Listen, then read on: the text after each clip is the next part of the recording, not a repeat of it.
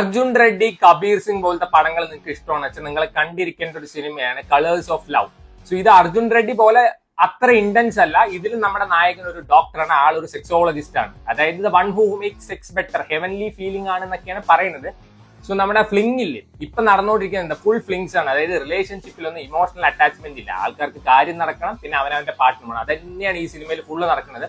നമ്മുടെ നായകൻ ഒരു സെക്സോളജിസ്റ്റ് ആയതുകൊണ്ട് തന്നെ എല്ലാവർക്കും മൂപ്പരായിട്ട് കാര്യം നടക്കണം. പക്ഷെ ആർക്കും ഒരു ജെന്യൂൻ റിലേഷൻഷിപ്പിന് താല്പര്യമില്ല. ഇങ്ങനെയാണെങ്കിൽ എല്ലാവരുടെ അടുത്തും ജെന്യൂൻ റിലേഷൻഷിപ്പാണ്. സോ അതിലുണ്ടാവുന്ന പ്രശ്നങ്ങളും ആളുടെ ഒരു ബ്രോക്കൺ സ്റ്റോറീസ് ഒക്കെയാണ് ഈ സിനിമയിൽ പറയുന്നത്.